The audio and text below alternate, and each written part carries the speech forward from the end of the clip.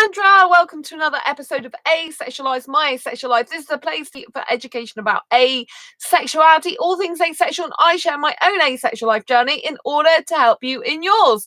If you haven't already subscribed, please hit that great big subscribe button right here, right now. Please hit that bell icon to get notified of every time I go live like now or post a new video. And don't forget to give this video a thumbs up as we go along. Welcome to day 4 of Asexual Perspectives Awareness Month. If you didn't know who I am Sandra Bellamy, author of Asexual Perspectives, 47 Asexual Stories, Love, Life and Sex, a celebration of asexual diversity. I'm also the founder of asexualise.com and the founder of Asexualise Academy. Well, welcome to tonight's episode in which we talk about and discuss how did you discover you are asexual? So today is the 4th day of Asexual Perspectives Awareness Month. Asexual Perspectives Awareness Month came about because of this beautiful book I wrote and published 2 years ago. And it's all about celebrating our diversity across the asexual spectrum and our differences within it. I am a bit late with tonight's episode, so I've actually gone into day 5 physically on the date calendar in the UK. And that's because Google Chrome decided to crash, and therefore it crashed my Mac and I couldn't really do anything. It was just swirling around for like the last 20 minutes till finally I managed to restart my Mac without completely unplugging everything. So I am a bit late, but I'm still going to do day 4 as if it was day 4, and I'm sure it's day 4 still where some of you are in your own country. I think this is a really fantastic episode to discover how crashes suck like that. Lovely to see you, Martin. Yeah, I know. I was so annoyed. I was getting ready to do it, and it's like I was going through everything that seemed like it wasn't responding, and then it happened to be Google Chrome that was the thing that was the main problem. But when it said click continue to quit it, it wouldn't let me click continue to quit it because it was hi Heather as well. It was like crashing on the quit thing as well. It's like, how can I quit this and get out of it? Even the escape key and quit Q wasn't working. It was driving me mad. Everything else I managed to quit after like taking ages over it. Anyway, this is going to be a really good episode because I'm going to be reading from my Asexual Perspectives book, and I think it's something I haven't really covered on this channel much before, which is how did you discover you are asexual? So I've got a few people's stories bookmarked here with some nice, very, very technical bookmarks. Pieces of kitchen roll. Yes. Okay. We won't go into that. So I think it's very good to explore, a few different variety of views of how people came to discover they are asexual. So this is Molly's story. This is very brief. So how did you discover you were asexual? I had asexual friends. Asexual friends. Can you imagine that? I've got asexual friends now, but I didn't have any before I realized I was asexual. And when I told them I never felt sexual attraction, they told me I might be asexual. Now, wouldn't that be absolutely amazing if more asexuals found other asexuals and then like us, and then they like, we told them you might be asexual, and more joined forces with us in the asexual unity community. So this is Joel's story. How did you discover you're asexual, Joel? I was house sitting for a friend, trying to find something to watch on TV when I stumbled upon Asexual, a documentary about asexuality. If you haven't seen this before, you can Google Asexual documentary. So you should be able to see it come up then. The longer I watched, the more I had in common with the people with the people featured in the movie. By the time it was over, I Googled Avon, which is asexuality.org, and never looked back. So I think that's amazing if you came across some sort of TV program or film where you actually saw someone or saw something that's asexual and think, that might fit me. And I know I've had some people I've come across saying they didn't realize they're asexual, and I've had some people come across my videos as well, and when they were first discovering they're asexual, so they said my videos helped. So I think that's really nice. Right, this is Joe's story. How did you discover you're asexual, Joe? After a particularly intense relationship which started when I was 26 and lasted about 3 years, ended. I was so devastated. I decided to just not date or even look for a while. I didn't realise at the time that it would become permanent. After a few years, though, it became clear to me that it was no longer a conscious decision. I had truly lost all interest and even attraction to others. So, yeah, that's a really interesting story, isn't it? Very interesting, because there are other asexuals in this book that have actually had sex before, and then all of a sudden, later on in their life, they've completely lost all interest in it. And it's something that's not reversible in their mind. They've just done with it. They can't, they're not interested anymore. They don't want it. It's a chore to them if they do it. And so, in the asexuality Wikipedia, if you look at the actual full definition of asexuality, although Wikipedia tends to change quite a bit sometimes in some of the editing, so you've got to be careful. If it's Avon Wiki, sometimes they decide to edit things and change it around a bit. But basically, with Wikipedia, you'll see that asexuality usually is the lack of sexual attraction and or little to no interest in sexual activities. Thus, if someone later in their life becomes fully not interested in sex, I'm not talking about someone who's not interested in sex for a few months, or just withholding having sex, or haven't found the right person to have sex with, or just it's not cropped up in their life recently, or they're abstaining, or they're celibate for whatever reason. I'm not on about that type of person. I'm on about the person who genuinely just doesn't want sex anymore. They're not interested, and they haven't got any remote inclination to want to have it at all. They can class themselves as asexual because they're not interested in, like this person isn't interested in any sexual activity, clearly. Well, they're certainly not interested in it with another person anyway, because they've lost all attraction to people. So, and they don't want a relationship. So it's very interesting, isn't it, how people can change sometimes. This is Anne's story. How did you discover you are asexual, Anne? I had gotten out of a relationship that was unhealthy and controlling, maybe even emotionally abusive in some respects. While I had previously acknowledged that when I started dating, I would be required to do sexual acts with my partner at some point, I ended up with someone who had certain expectations to be met. He asked and pushed for far more than I wanted to give. And I eventually gave in because I grew tired of fighting over it. A couple of months after the relationship ended, I was reading an author blog about tropes in romantic fiction, and one of the commentators mentioned the common trope of the heroine of the story not being sexually attracted to anyone but the hero. This was how I learned of the term demisexual. So I think that's really, really interesting, I mean, I think it's sad that people do experience abusive relationships, but it's not, thank you for the thumbs up, but it's not, it's not unique to asexuals experiencing sexual abuse. And it's interesting to discover that even though some asexuals have had sexual abuse, it doesn't stop them having sex later on in their life if they wish to. But the difference is some asexuals, they don't want it in the first place. So if they've had this sexual abuse, they don't like that. And then, yes, it might put them off having sex, but a lot of asexuals, they don't want it in the first place. But those who really are interested in sex will have it despite usually their sexual abuse experience. I've had sexual abuse, but that didn't stop me having sex later on. I just, put it down when I was 15 to a bad incident at the time. I didn't even really think so much of sexual abuse as just a bad incident that happened. Maybe that was my way of coping. It was a very good way of coping, actually, and of dealing with it, because it's like I couldn't change it. He'd done what he did, but thank God he didn't go any further, and I stopped him.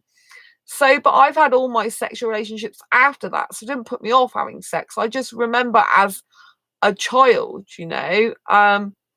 with the incident when I was 6, when the guy wanted to look at my personal bits, that I hated. I was horrified by that. I couldn't stand it. I just didn't really want to do it, but I was pressurized by him at 6 years old, and even though he's the same age as me, and it was really difficult. And I've remembered that for the rest of my life, and I've remembered how I wasn't interested in seeing a guy's bit when he asked me, and I wasn't interested in the naked body. I liked kissing, and that was it. And therefore I know I've always been asexual. I just know it. I just categorically know I have. I just didn't realize it. I literally thought I was the only one in the world that didn't want or need sex in a relationship.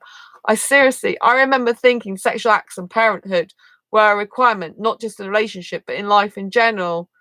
Yeah, Martin, I agree with you. I thought sexual acts were part of a relationship, and parenthood, though, I've always known I didn't want kids since I was 15. So I've been very, very strict on that. And it was so annoying when this female doctor said to me, "Oh, you'll change your mind when you're older." And it's like, no, I won't. And I never have done, because even from a very, very young age, I knew my own mind. I was a child that was very conscious of their thoughts and feelings and emotions from a very, very young age. I was very old before my time when I was a kid, when I was a birth certificate age kid. Very old before my time. I was very consciously aware of myself and my own emotions and my own thoughts and feelings from a very early age, and when I had counselling, this counsellor could not understand. What did you say, Martin? I've never wanted kids either, but I remember thinking it was required that I should have kids when I get older. It was weird. Well, yeah, if you thought that it was required, then yeah, that would be weird. My parents have always accepted that, though, about me. So maybe it's because my parents were accepting, and I'm an only child as well. So I know some people don't have many children. Like there's just me. And so, yeah, I don't know if it's because my parents were so accepting that I just thought, a few people don't. But, I know a lot of society, even now, is sex, marriage, and kids. I don't want sex, I don't want marriage, and I don't want kids either. And I like living separately, to be honest. I don't really like living with a person. But if I had to choose out of sex, marriage, or kids, or living with someone, I don't know. In the past, I said I'd rather have marriage than live with someone. That's really funny. That's not normal. But now, I don't know. Possibly if I sectioned a house off and I had one floor with my own flat in it and they had the other floor and their own flat in it, that's probably the only way I'd live with someone. Or they were my lodger and they can pay me rent, and then if we don't get on, they can just leave. Do you know what I mean? And I own the house. But ideally I would like the guy to just live around the corner from me. I'm used to my own space. I'm used to living in my own room, having my own bed, and do you know what I mean? Just being me, to be honest. But I don't like nudity. I can't stand it. And I don't know many asexuals that are against nudity like I am. Neither do I. Don't want a marriage, sex, or kids. Thought all three were required, though, and it was assured that it would happen for me assumed that it would happen for me for ages. Yeah, Martin. How are you getting on with? I know you're on the aromantic spectrum, aren't you? So how are you getting on with relationships and dating? I mean, even in the asexual community, I think a lot of them still want marriage, I find. Some of them want kids, and not necessarily through intercourse, but most of them still want to live together. Do you know what I mean? So I think you want to live with someone as well, though, don't you? But I'm the same way. I don't want kids. Society's conditions us. Yeah, society's a bummer, isn't it? It conditions us lots. I mean, it conditions everyone to think heterosexuality is where they've got to be. And it simply isn't true. It's all conditioning since birth. It's basically condition this, condition that. I knew when I became consciously aware of myself, sat on my potty in front of my mum, naked. I've not actually thought about it that much, been focusing on myself and my friends in the past couple of months or so. That's good. Yeah, I think it's because I'm hugely romantic that I tend to focus on relationships quite a bit. But I've not met a strong enough guy for me to be in a relationship with, to be honest. I mean, not an asexual guy, which is what I really want. Certainly not a heterosexual guy, because I don't really want a heterosexual guy. But you know what I mean? I don't find a lot of guys, I don't know what they want in life, you know? Even the older ones, they don't know what they want. They're like so indecisive, and you know, they're a lot of the time we want different things as well, you know? So yeah, but I mean, you know, what you know, like sexual acts as well. It's like I don't have to do them now if I don't want to. Do you know what I mean? So when I was at the last asexual meetup this weekend, I was saying I don't like nudity, but I've been naked in the past when I had sex with my ex. You know, I've been naked with my ex, and but I'm saying now the reason I'm different is because I've got a choice. I didn't know I had a choice back then. You know, my choice is I don't want to get naked in front of someone. Because one of them said, oh, you know, lots of people, if they've got problems with nakedness, it's because of body issues. It's like, well, I love my own body naked. I'm quite happy to look at myself naked. But I'd just rather a guy didn't see that. Maybe I'll change if I've been in a relationship a very long time with him, possibly. But from the top half, you know, my top half at the moment, I'm not comfortable with that, you know, because I have a choice. Like before, I was thinking like, you know, like you were saying, that society expects things, right? So obviously when you're having sex, you're usually naked to do it, right? But because I'm not having sex anymore, I haven't since 2011, I don't have to be naked anymore. There's no real reason for me to be unless I choose to be and want to be. Do you know what I mean? And so I think that's the difference now. Before I felt I didn't know any better. I didn't have a choice. I didn't know any different. And there were times with my ex when I thought, well, now I don't mind being naked so much, but in this situation, I don't like it as much. It feels weird and awkward. So it's kind of like really weird, you know. But I mean, I was in a long term relationship with them, you know, long time. It was 8.5 years. It wasn't something like casual. Do you know what I mean? It's full on. So, you know, I don't know if I'd be different after a while, but at the moment I certainly don't feel like that. Society shames us to have kids and judge you on it. Yeah. I mean, I don't really care what society thinks, to be honest. I'm so much of a kid myself that there's no room for more.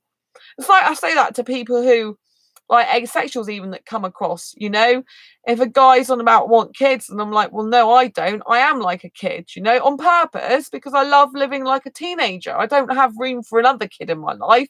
I like being like a kid myself. And to be honest, my lifestyle is so unconventional. If I was a mother, my life would be completely different. I would be having to put the kid first. I would, you know, having to get to bed at stupid, sensible hours as society calls sensible hours. That's another thing, you know.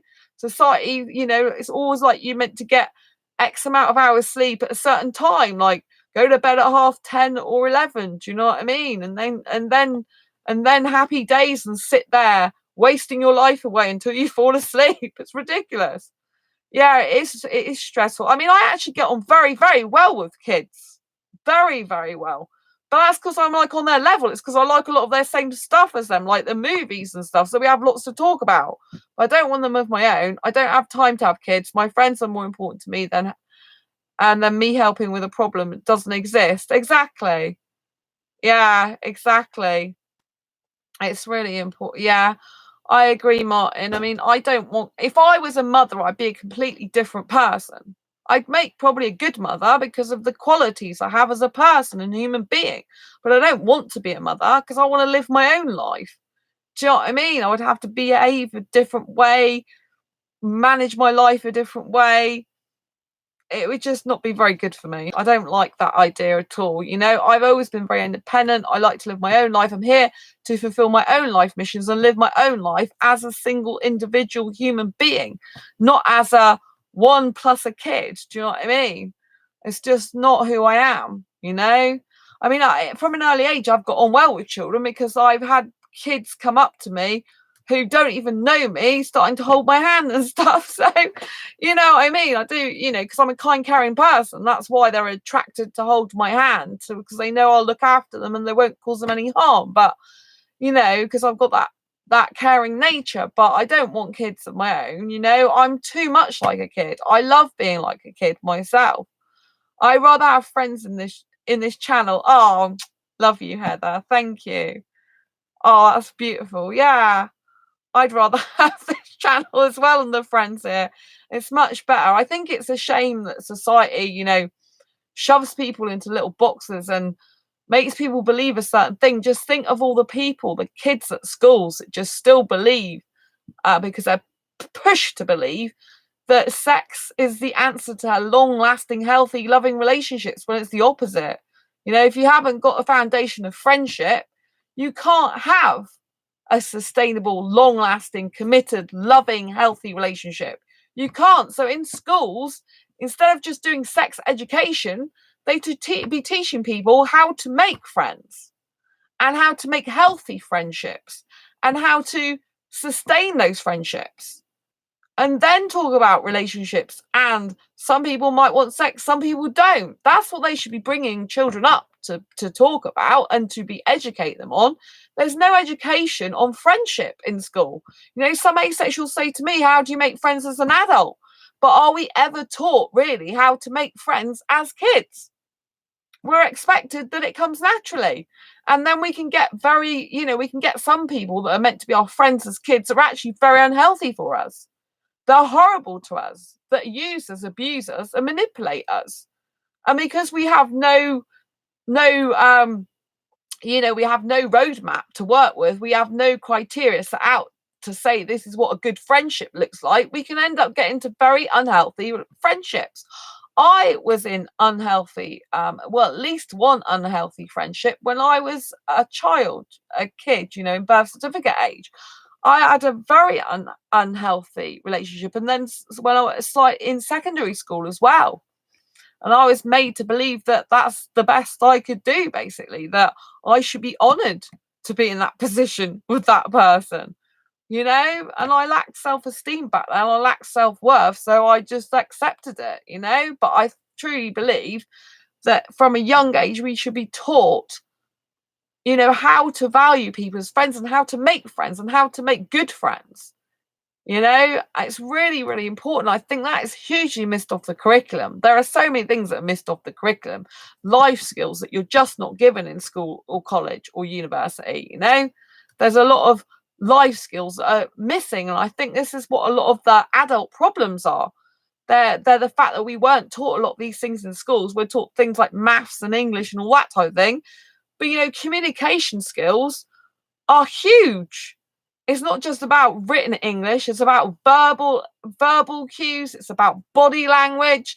It's about understanding psychology of human beings. It's about understanding, seeing warning signs of manipulation, of control, of people trying to pull one over you, of people trying to just, have things all their own way, one way, because they're selfish. And I think that should be taught in schools. I think not just asexuality, which I think is imperative to be taught in schools, because how many kids are still there worried and basically shiting themselves, excuse my language, that that they think they've got to have sex, and I don't feel that way. What's wrong with me?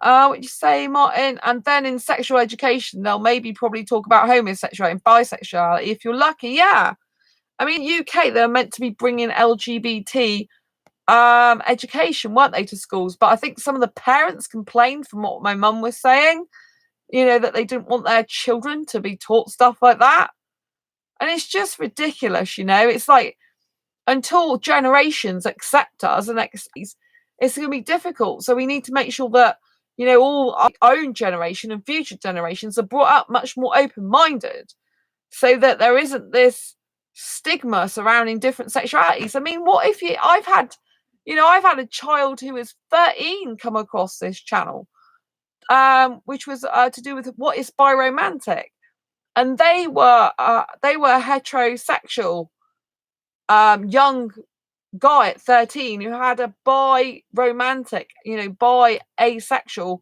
guy they were interested in. Prejudice, that's what it is. They don't want their kids to get a proper education. What's actually wrong with them? Why even is non-heterosexuality so bad? Yeah, exactly.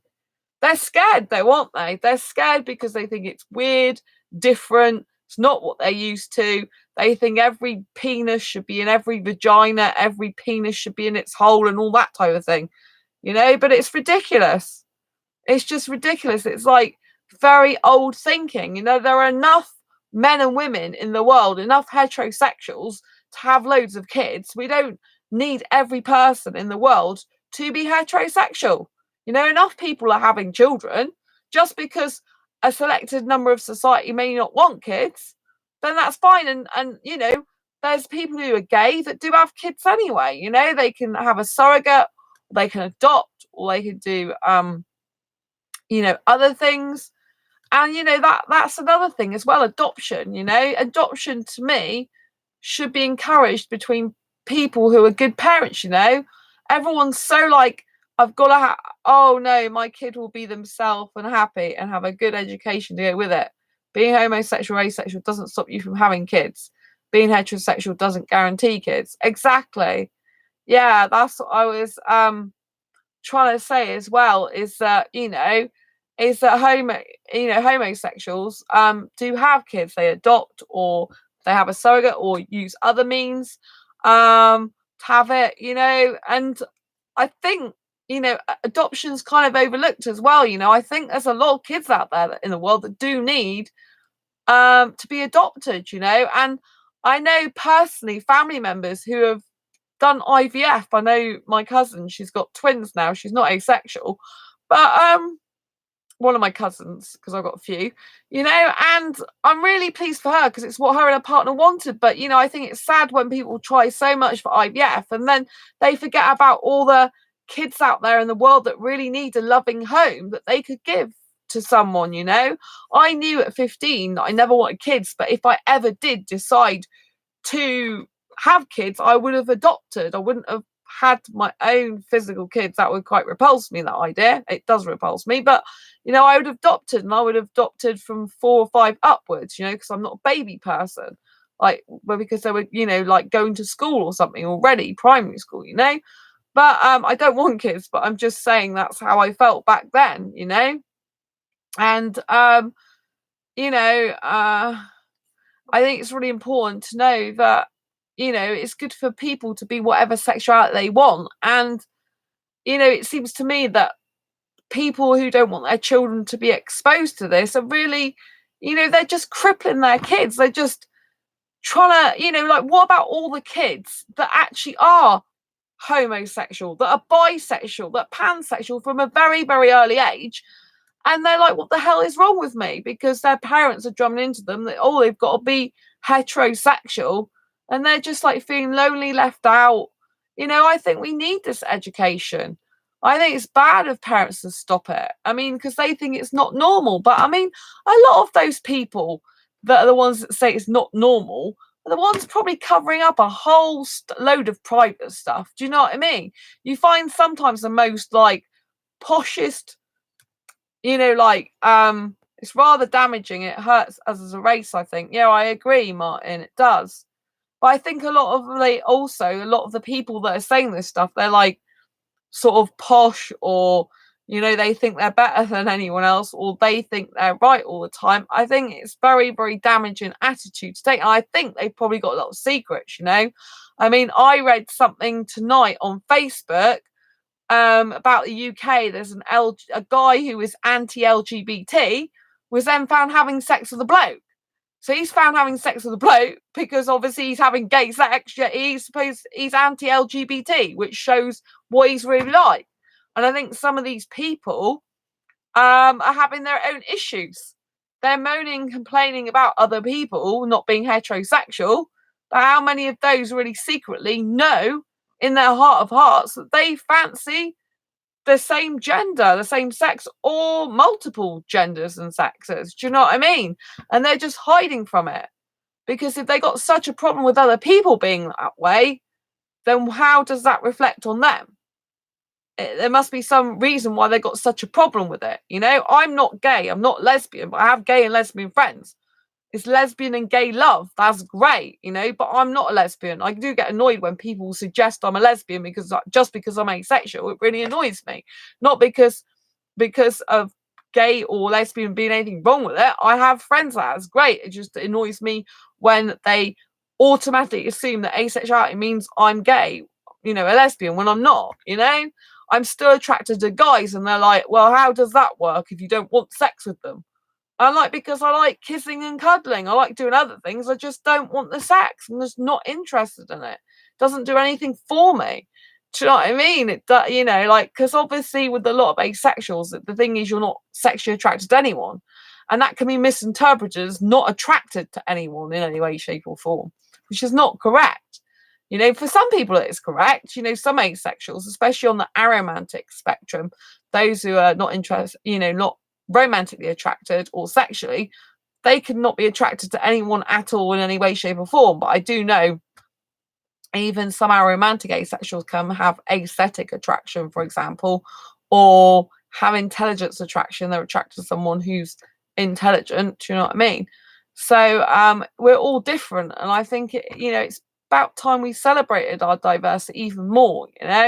And I just wonder how many of those preaching not to teach their children stuff are the ones that actually have issues within their own marriage, within their own relationships, and within their own life and with themselves. When I grew up with some neighbours that lived just around the corner from us that were two homosexual guys. Their partners, they're still together now from when I've seen them. I've happened to bump into them. It's a little while ago, but they'll be together for the rest of their life, and I was brought up knowing that that's okay for two guys to be together in a relationship. So I've never been against gays ever. I've always been for it. With lesbians, it took me I've had lesbian friends, but it's taken me a longer time to get used to a woman kissing a woman, because I don't naturally have that urge. So the idea of a woman kissing a woman took me a longer time to get used to, seeing women do that, because it wasn't something I was used to. But, one of my schoolmates, she's a lesbian. She lives with her female partner, and I've watched more, like I watch YouTube, and there's one YouTube show where they talk about asexuality a lot, but the person's a lesbian with their partner and they got married. So, I watch them kissing sometimes and stuff like that, not watching a pervy way. I've just seen them kissing on camera, which years ago would have been difficult for me because I'm not used to seeing women kiss other women. But but there's nothing wrong with it. And whenever I see women like holding hands now in the street or kissing, I just think good for them. That's really cute for them. That's really nice to see that. Same as if I see two guys who are gay kissing or holding hands, I think it's beautiful. And I think good for them, because why should they hide their love? I mean, love is love at the end of the day. It shouldn't hold barriers. I mean, it shouldn't hold anything. Love should literally span thousands of miles. It doesn't matter about age or ethnicity or hair color or skin color or eye color. Whatever works for people should work for each other and should be sacred and special. Do you know what I mean? And people should just accept that. I accept there are people who are different to me, and if you can't accept it, just don't say anything bad about it and don't be horrible about it. Just go on your own merry way, mind your own business and do your own thing, but don't shove people into the mindset that you've got. If you're watching this channel, and you're not asexual, if you're narrow-minded, it's no good being narrow-minded.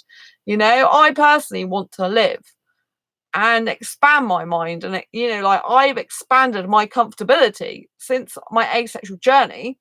There are things in the beginning that I wasn't so comfortable with because I didn't know people like it myself. So I do understand why people might be not as comfortable with things they don't understand or not used to. But then I thought, okay, well, I'm going to get used to this. And so I became used to it because I was open to it. And I learnt about it. And I began having friends that had, different traits. So, for example, I know people that are cross-dressers. I know 3 people that are cross-dressers. I know trans people that I didn't know directly before. And I know, more and more trans people I'm getting to know. Polyamorous is not something I personally agree with in terms of relationship for me. But obviously in the asexual community, there's more polyamorous people than I've come across before in my life, because I didn't expose myself to that, because it wasn't something I personally agree with for me in relationships. But I can understand that some people want that type of thing, you know.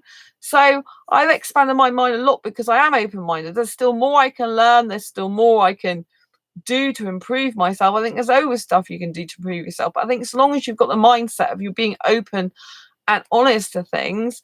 But I think you also have to keep your own values and perspectives in life, as well as treating other people with respect and being open-minded, you know. I mean, I don't know why in the 21st century people are so close-minded about different sexualities.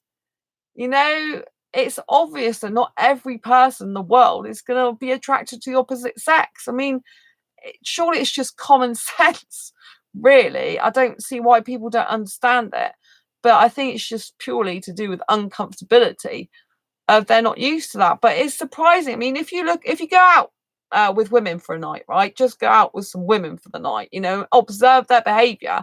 They're not gay, but they you know, they do stuff together that's very touchy feely. Sometimes some of them do stuff that, you know, perhaps some gay couples would do more of. Do you know what I mean?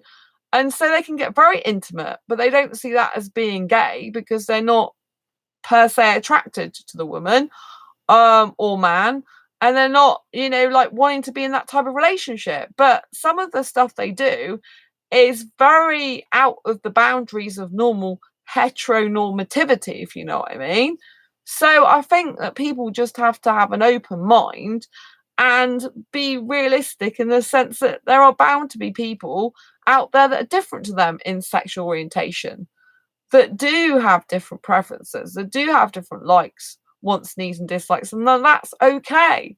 You know, I think it's a shame society still has this narrow-minded view of like you're born and, you know, you get married, you have kids, you have sex, and you have a 9 to 5 job, and then you die. You know, it's like, I don't think that's a particularly pleasant thing to be thinking of. You know, it's not a very fulfilling one unless all you want to do is carry on the human race, which I actually met an asexual guy a very long time ago, and purely he could understand why I didn't want sex to have kids. Like I said, because I'm asexual and I don't want kids. And he's like, but surely you want to carry on the human race. And I'm like thinking, that's not what my life is here for. I'm not here to carry on the human race. There are plenty of people in the world that have kids that can carry on the human race.